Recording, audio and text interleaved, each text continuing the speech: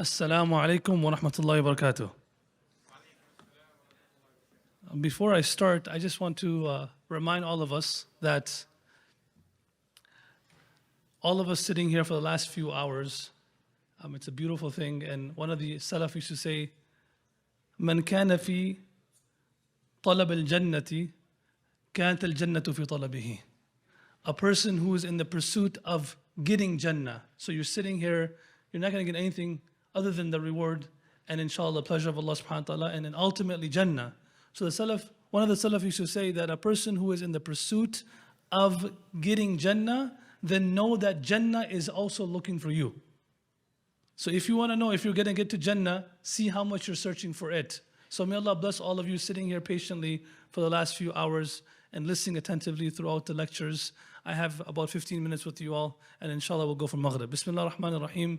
Nahmaduhu wa nusalli ala rasulihi al-kareem. Amma ba'd. قال الله عز وجل في كتابه العزيز بعد أعوذ بالله من الشيطان الرجيم بسم الله الرحمن الرحيم ما عندكم ينفد وما عند الله باق. Brothers and sisters in Islam, every one of us, each and every single one of us, we have two different strengths. We have the strength of amal, the strength of action, and we also have the strength of fikr. And we will translate fikr as loosely as mindset, your thought. These are two strengths each and every one of us have. Allah has given us the strength of an amal because we know that a'mal are the greatest asbab to turn the tide. Of course, there's all these different asbab we can use, but the greatest sabab is amal. And we all also have the strength of the mind and the focus. And we also know that the greater the strength of the mind, the more mindful a person is, the more a person gets out of their actions. For example, take salah. Take salah, for example. The more mindful we are in salah, the more our salah will give us. Take dua, for example. Imam Ahmad bin Hanbal, rahmatullahi, was asked, what is the distance between me and Allah? He said, da'watun sadiqa min qalbin sadiq. The journey, it looks far, but the distance between me and Allah is a truthful word of asking Allah, and this truthful word coming from a truthful heart, meaning an attentive heart. That's why the Prophet ﷺ, he said, everyone's du'as will be accepted except for the one whose mind and heart is not synchronized with their words. Min qalbin lahin. You're not paying attention. So the heart and the mind is what drives the impact of the act. That's why Hasan al-Basri rahmatullahi was asked, ما بال المتهجدين من أحسن الناس وجوها. Why is it that the people who pray tahajjud are the most beautiful people in the world? Why do they have this divine nur? And he replied, لأنهم خلوا بالرحمن فألبسهم نورا من نوره. It's because they emptied their mind and focused at night in their conversation with Allah subhanahu wa ta'ala. So then Allah blessed him with nur from his divine nur. When the Prophet ﷺ first started giving da'wah to the world, the first thing he did was he changed the mindset of Sahaba before he changed their action. Salah came way after. Zakat came way after. Hajj came way after. Fasting came way after. Way before that was the way the Sahaba thought. And everything you've heard today is because of one mindset change in the life of Sahaba. And my topic today is the way the Sahaba were tolerant and the perseverance of the Sahaba. What made them so tolerant and made them so patient throughout their difficulties that they went through? It was two things. Two mindset changes that they went through because of which they could tolerate the sufferings of this world.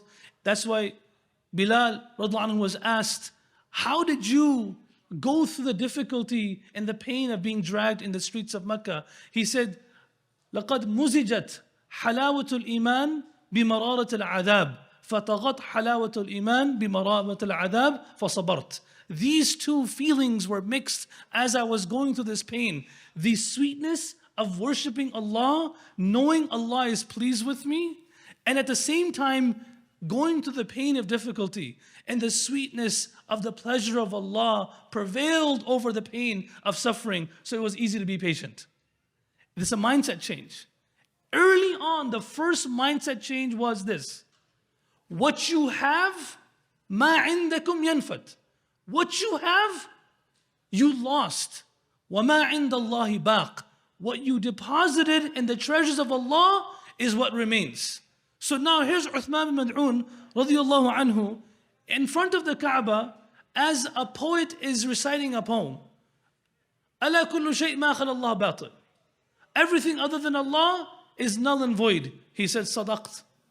Wa kullu na'imin la mahalata za'il. And then he says, every bounty and pleasure and happiness will one day come to an end. Uthman, he says, kadhabt, you lied. Inna na'im al-jannati la yazul. Because the bounties of Jannah will never end. As soon as he said this, all the people around him, they realized he's a Muslim. He has accepted Islam. So they jumped him. And he had beautiful eyes. So they wanted to hurt him where it hurt. They wanted to hurt him where it would hurt the most. So they went for his eyes. And someone took a dagger and put it in his eye. And some narration, someone punched his eye over and over again, and he lost sight from one eye.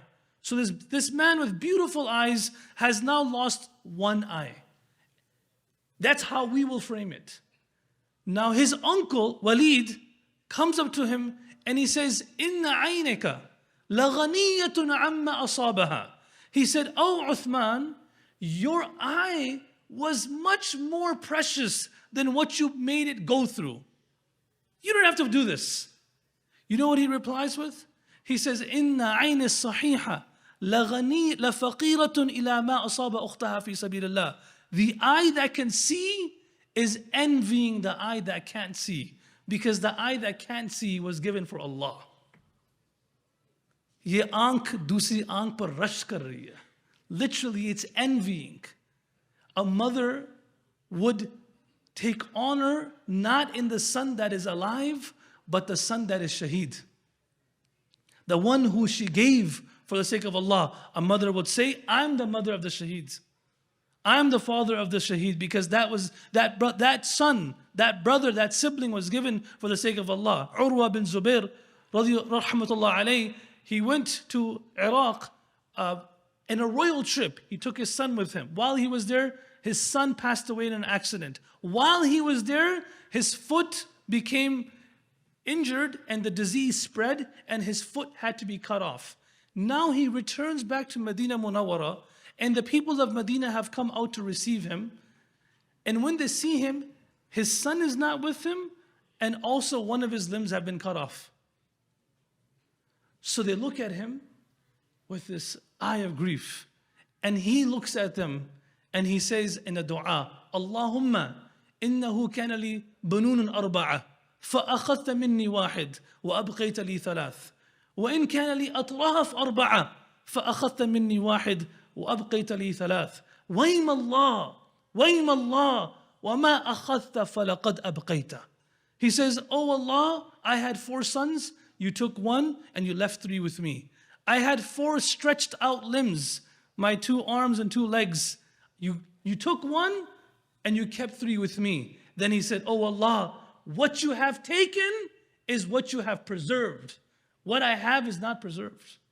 When the Prophet saw a man with his son, he would come to the masjid with his son all the time. He said, Atuhibbuhu, you love him? A few days later, he saw that that son was no longer with him. He found out that he passed away. He looked at him and he said, don't you wish that on the day of judgment, when you go to any door of Jannah, your son will be waiting there to receive you? Don't you wish for that? He says, Bala ya Rasulullah, of course, O Prophet of Allah, that son was given for Allah. So a person then asks, Alahu khasa am li kullina? Is this reward only for that man? Or is this going to be our children as well? If one of our children passed away, will they be waiting for us in Jannah? He said, this is going to be for all of you.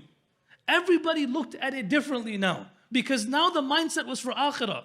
It was not for this world. Abdullah bin Mas'ud radiyallahu anhu loses his brother. And he starts crying. Someone asks him, why are you crying? He said, إِنَّهُ كَانَ أَخِي فِي النَّسَبِ وَصَاحِبِ مَعَ رَسُولِ اللَّهِ. He was my blood brother. He was also my companion with the Prophet of Allah sallallahu alaihi wasallam. Those of us who have lost siblings understand the pain of losing a sibling. I lost my youngest brother 3 years ago in a car accident. His name was Abdul rahmatullahi alayh. 22 years old. It's very difficult for the family to go through this. And this brother is crying because he lost his own brother, blood brother, and companion with the Prophet of Allah sallallahu alaihi wasallam. I shared a story yesterday in Calgary of Umar bin Khattab radiyallahu anhu looking for his blood brother in the Battle of Yamama, who he was looking, where is he? In the Battle of Yamama. And his blood brother's name was Zayd. And only one incident is narrated about him. This is for all of us sitting here today. We don't have to be Miftah. We don't have to be a scholar. We don't have to be a speaker to make an impact. Umar bin Khattab, his name is known all over the world. But his brother, only one narration is narrated about him. But he also left an impact in his brother's life and for the rest of the world to come after him. You don't have to be the popular person or the speaker, but you can make an impact in your own way. Umar bin Khattab looks for his brother, finds his brother among the shuhada, picks his brother's head up and puts it in his lap. He cries even though he was this giant, strong man, but as seeing his brother passing away, he cries. He washes his face from the blood and the sweat and the dirt on his face. And then he says to his brother, لَقَدْ سَبَقْتَنِي مَرَّتَيْنِ سَبَقْتَنِي إِلَى الْإِسْلَامِ وَسَبَقْتَنِي إِلَى الشَّهَادَةِ. Oh my brother, you beat me twice. You beat me to Islam and you beat me to martyrdom. That was their competition. Their competition was who can get to Jannah first. Who can get to the... Imam Ahmad bin Hanbal rahimahullah was asked, مَتَى يَجِدُ الْبَرْءُ لَذَّةُ الرَّاحَةِ. When will a person finally taste the enjoyment of comfort? He says, بِأَوَّلِ قَدَمٍ يَضَعُهُ فِي الْجَنَّةِ. The first step he takes into Jannah. Until then, he just got to grind through life.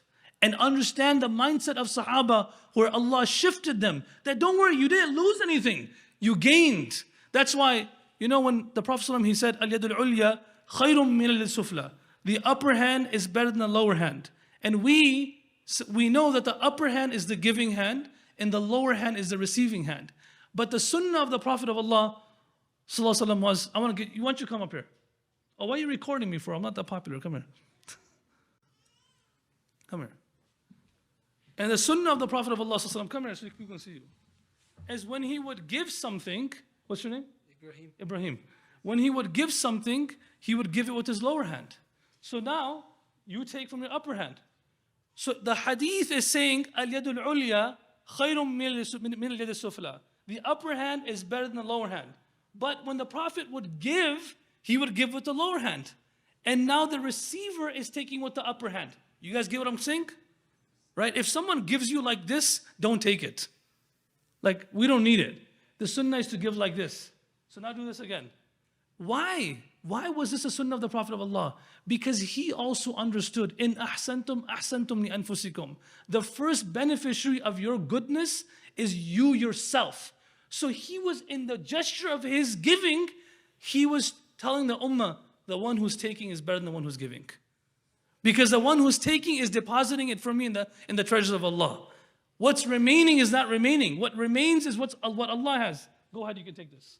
Give him a round of applause. So Abdul he was crying over his brother, and I got to conclude.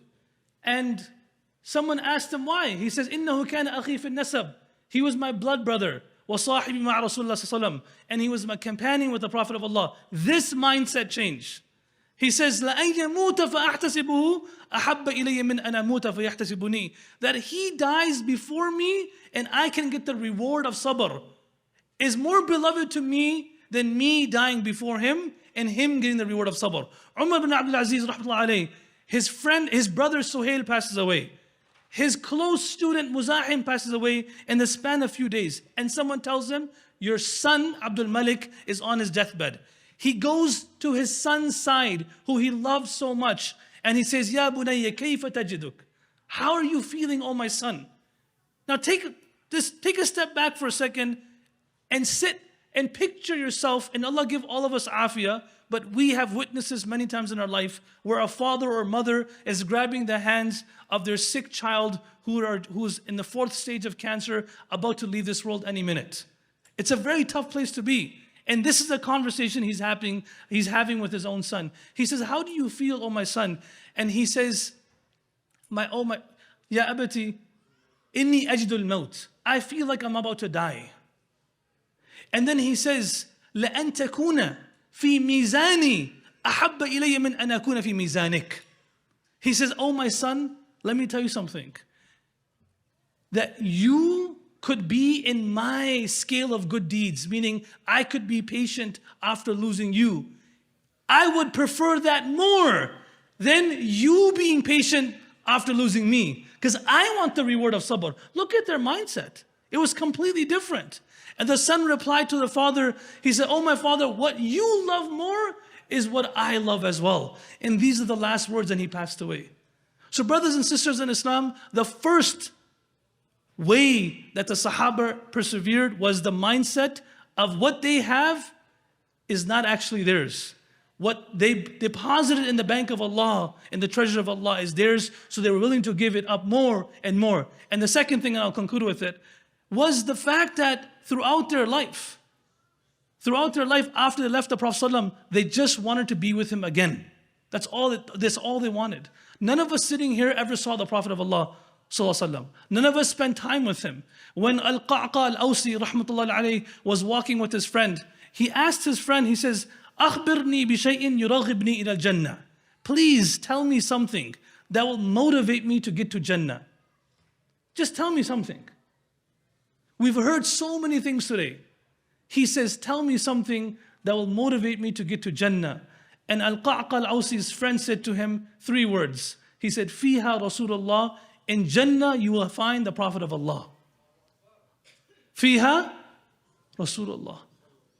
We weren't even lucky enough to be the spider who protected the Prophet of Allah ﷺ. We weren't even lucky enough to be the cloud that gave him shade, the tree that he leaned on. We weren't even lucky enough to be the sand under his feet. If we ever want to be with him, then we have to get to Jannah, and that's what motivated the Sahaba. When the uncle of Anas bin Malik when he was stabbed, as soon as he was stabbed and his soul was leaving his body, why do you think he said, Fustu wa Rabbil Kaaba? When Ali bin Abi Talib radiallahu anhu was waking people up for Fajr Salah, and his assassin came and stabbed him, and the moment he was stabbed, he said, Fustu wa Rabbil Kaaba, Wallahi, I have become successful. It's because at that moment they knew that they will be with the Prophet of Allah sallallahu alaihi wasallam. They knew that becoming shaheed doesn't mean you die. That means you're alive forever with Allah, with the sulaha, the anbiya, with the shuhada and siddiqeen. And that's our goal. And I conclude with this. Umar al-Khattabi says that كل عمل تركت الموت كرهت الموت لأجله. Every act that you would not wish to die doing. So stop asking if it's halal and haram. Stop asking if this is permissible or impermissible. Live your life with this standard. كل عمل كرهت الموت لأجله. Every act that you do not want to see yourself dying with. You don't want to see yourself dying like that. My older brother, he was flying back from a city and there was crazy turbulence. And he said that the plane just fell thousands of feet all of a sudden, and he was sure he was going to die in this incident. So at this point, he starts doing his dhikr, but the person next to him, he can't stop saying swear words. He's just saying every swear word in the world. So my brother is saying, Wallahi, I never imagined dying listening to swear words. He said, I never imagined myself dying, someone saying F, this, that. And he was just going crazy. So my brother said, brother, can you calm down? So the guy said, are we going to be okay? He says, I'm not sure, but just stop swearing. Just stop swearing, because I never seen myself dying like this. Well, do you wish to see yourself dying watching Netflix 3 o'clock in the morning? Do you wish to see yourself dying while listening to music, driving a car? Do you wish to see yourself dying while you have disobeyed your parents? Umar al-Khattab is saying all those acts that you don't wish to see yourself dying with. Another narration is of Abu Hazim. He says, فَاتْرُكُوا الْيَوْمِ, then leave those acts today because you never know when you're going to die. Assalamu alaikum wa rahmatullahi wa barakatuh.